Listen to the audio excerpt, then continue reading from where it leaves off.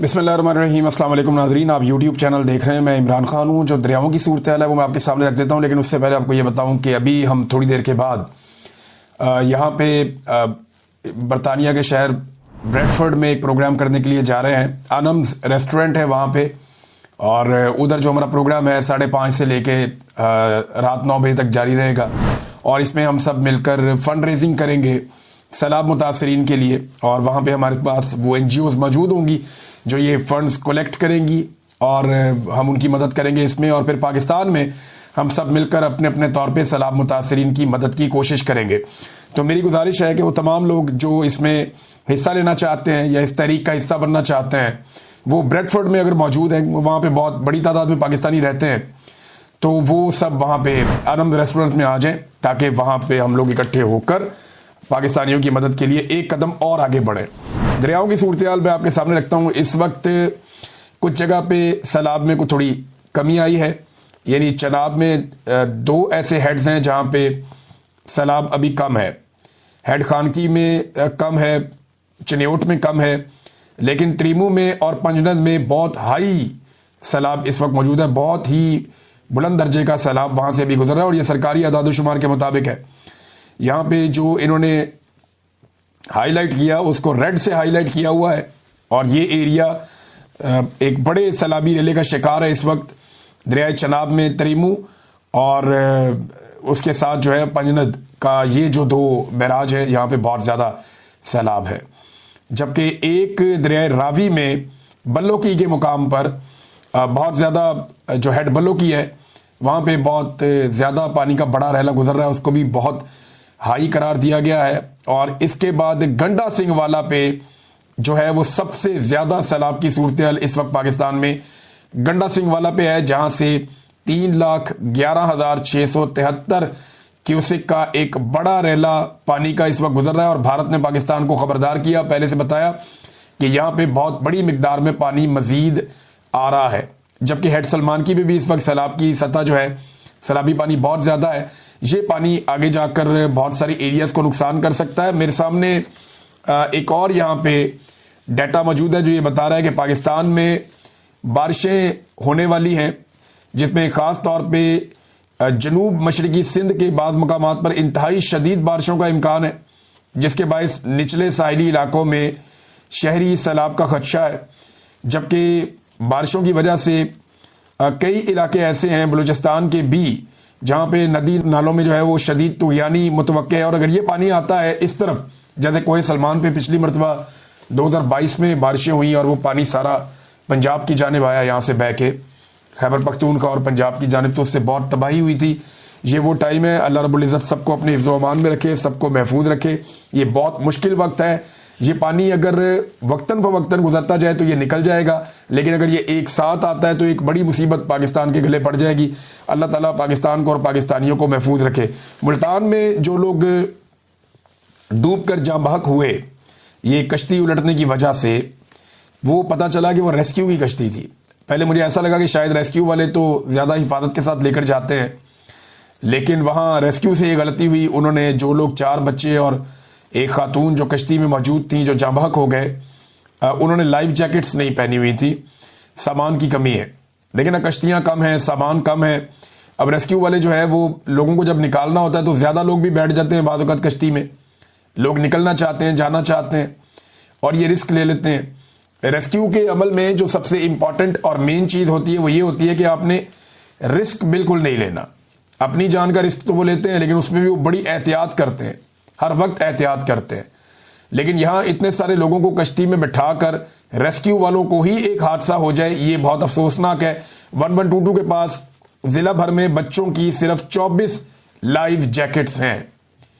ये बहुत छोटे बच्चों की, छोटे साइज़ की होती है। अगर आप बड़े आदमी की जैकेट छोटे बच्चे को पहनाएं तो वो बीच में से निकल जाता है। तो छोटे बच्चों की सिर्फ 24 जैकेट्स हैं, जो बहुत कम है। मेरे ख्याल में सैकड़ों की तादाद में होनी चाहिए, क्योंकि बच्चों को भी एवैक्यूएट करना होता है। नादरीन, जो ये पंजनद पे पानी का एक 6 लाख क्यूसिक के आसपास का जो एक रेला है, इसमें इजाफा हो रहा है लगातार, और मुल्तान से रहीम यार खान तक के जो तमाम इलाके हैं वो इसकी वजह से अब ख़तरे में है। तो मैंने जैसे पहले भी कहा, अल्लाह ताला से दुआ है कि अल्लाह ताला सबको महफूज रखे। जो डीसी साहब हैं जिनकी कल मैं बात कर रहा था पिछले वीलॉग में, वो उन्होंने अपनी उंगलियां दिखाई हैं कि उनकी उंगली पे चोट लगी हुई और एक उंगली में कांटा लगा हुआ है। अल्लाह ताला उन्हें सेहत अता फरमाए। फौरी तौर पे उन्हें जो है अपने इलाज का सोचना चाहिए, अपना ख्याल रखना चाहिए। उनकी उंगली पे चोट लग गई, एक उंगली में थोड़ी जलन भी थी, एक उंगली जो है वो थोड़ा सा वहाँ पे कोई कांटा लग गया। देखें, डीसी साहब को दफ्तर में बैठना चाहिए या फील्ड के अंदर ऐसे आना चाहिए कि वो काम करवाएं। उन्हें जो ट्रेनिंग दी गई है वो मजदूरी की नहीं दी गई।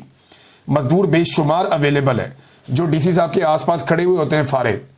तो डीसी साहब ने काम करवाना है, उनकी ट्रेनिंग किसी और काम के लिए है। आपको मजदूर भर्ती नहीं किया गया, आपने मदद करनी है अपने दिमाग से, अपनी तरबियत के मुताबिक। लेकिन डीसी साहब को वीडियोस के शौक में वो बहुत सारे काम कर रहे हैं जिसके लिए उनकी बॉडी शायद ट्रेंड नहीं है। और अगर उन्हें ये लगता है कि उनके काम करने से लोगों को हौसला मिलेगा, तो वो इतने मशहूर आदमी तो है नहीं कि उनकी वजह से बाकी लोग काम करें। तो इससे बेहतर है कुछ सेलिब्रिटीज को बुला लें, कुछ ऐसे लोगों को बुला लें जो लोगों के साथ मिलकर काम करें या वो दिखाई दें, तो उससे एक इम्पैक्ट बनता है ना। आप खिलाड़ियों को बुला सकते हैं, आप फनकारों को बुला सकते हैं, आप सियासतदानों को बुला सकते हैं, आप हीरोज को बुला सकते हैं कि जी आप आएँ और आकर आप ये काम करें। तो उससे लोगों को जो है काम करने का जज्बा मिलता है। तो डीसी साहब उंगली कटा के खुदा ना खास्ता शहीद हो रहे हैं, अल्लाह ताला उनको सेहत अता फरमाए। नाज़रीन, गुजरात शहर से अभी तक पानी नहीं निकाला जा सका। जो अभी इतलात आ रही हैं गुजरात से वो ये है कि गुजरात शहर में जो पानी जमा हो गया, आज 5वां दिन है और वो पानी निकालने में सूबाई हुकूमत या वहाँ का जो ज़िले इंतज़ामिया है वो नाकाम है। आज भी जो सुबह या दोपहर को विजुअल्स आए उन्हें मैंने देखा, वहाँ पे गुजरात से पानी नहीं निकला। बहुत सारे लोगों ने मैसेजेस किए, पैगामात भेजे, उन्होंने कहा जी ये सूरत हाल हमने कभी भी नहीं देखी थी। इतनी बैड गवर्नेंस तो हमें अंदाज़ा ही नहीं था कि कभी होगी या इस लेवल पे गुजरात कभी डूब जाएगा।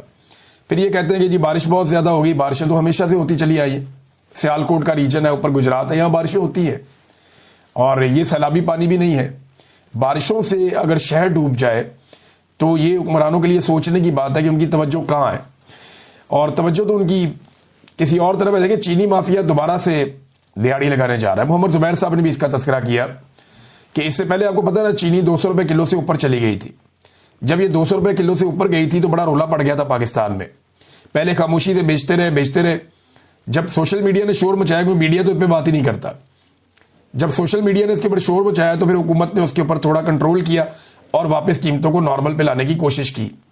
अब नॉर्मल भी जो है वो 150 से ऊपर ही है, यानी नॉर्मल भी जो होती है वो 250 के आसपास होती है। अब ये इसके अंदर जो एक रिपोर्ट आई थी, वो रिपोर्ट ये बता रही थी कि इन कीमतों को बढ़ाने से जो चीनी का माफिया है उन्होंने खामोशी से 300 अरब कमाया था।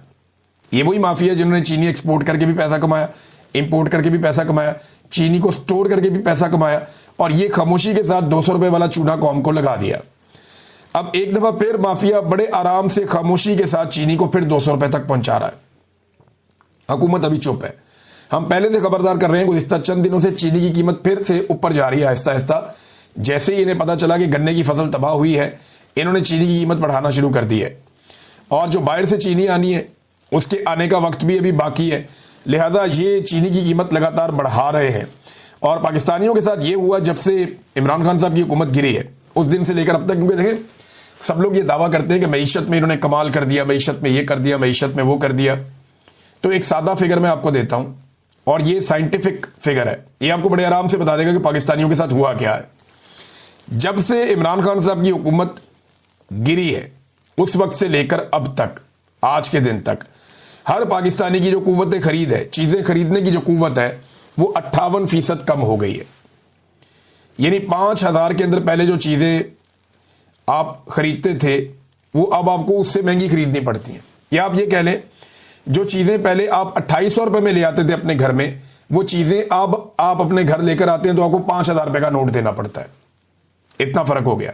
तो कुव्वत खरीद पाकिस्तानियों की कम हो गई, वैल्यू कम हो गई, चीजें महंगी हो गई।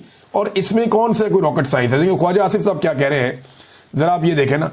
ख्वाजा आसिफ साहब दिन रात तारीफ करते हैं उस हाइब्रिड सिस्टम की जिससे पाकिस्तानी उकता गए हैं। ये जनाब ये कौन सा सिस्टम है? ये देखें ना। ख्वाजा साहब कहते हैं कि जिस निज़ाम को मैं हाइब्रिड निज़ाम कहता हूं, इस निज़ाम ने कमाल कर दिया है।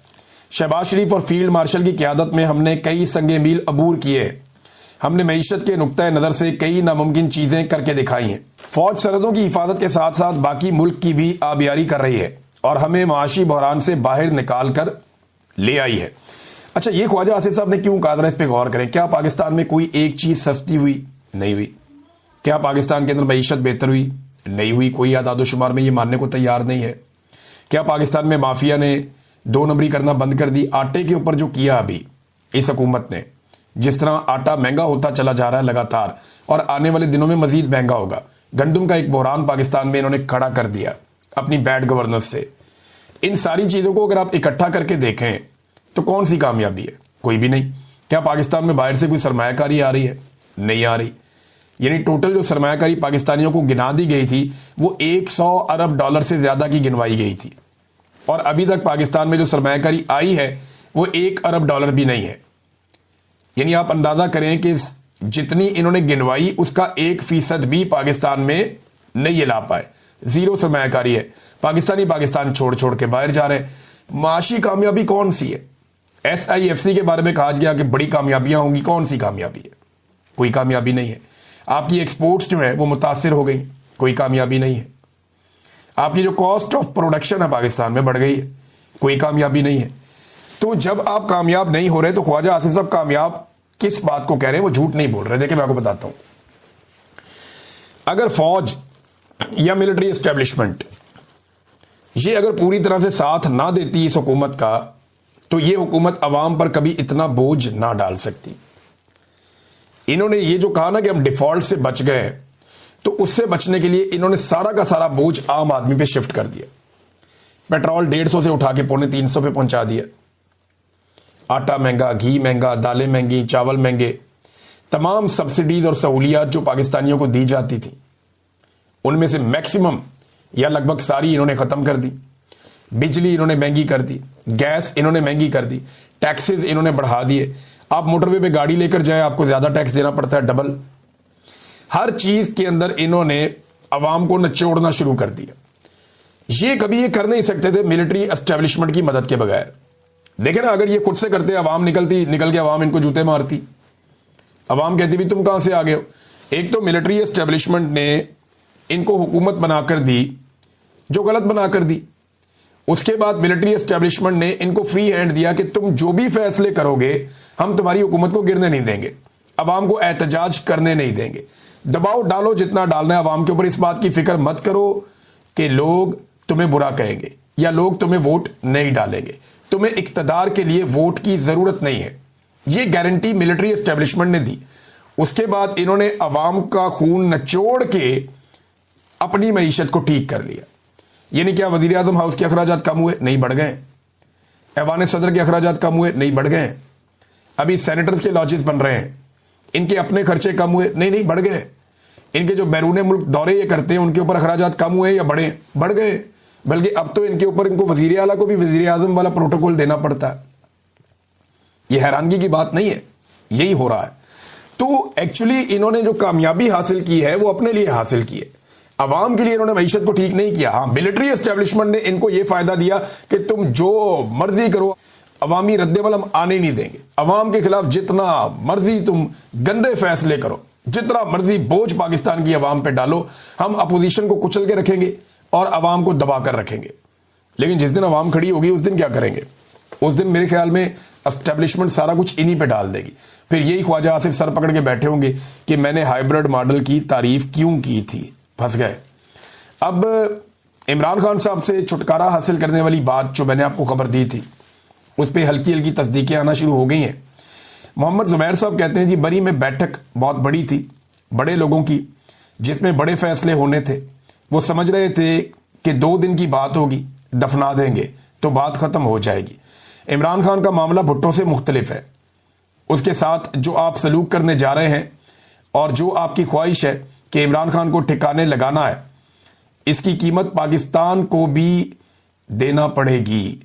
अब ये बात जो है शहबाज गिल साहब भी कर रहे थे। देखिए, सबसे बड़ा प्रॉब्लम पाकिस्तान के वो एरियाज हैं और पाकिस्तान के नौजवान हैं जो कंट्रोलेबल नहीं होंगे। फिर कोई भी ऐसा एडवेंचर करने से पहले, हालांकि ख्वाहिश बहुत सारे लोगों की है, उनके दिमाग में ये बात रहनी चाहिए कि खैबर पख्तूनख्वा तो कभी नहीं मानेगा, सवाल ही पैदा नहीं होता।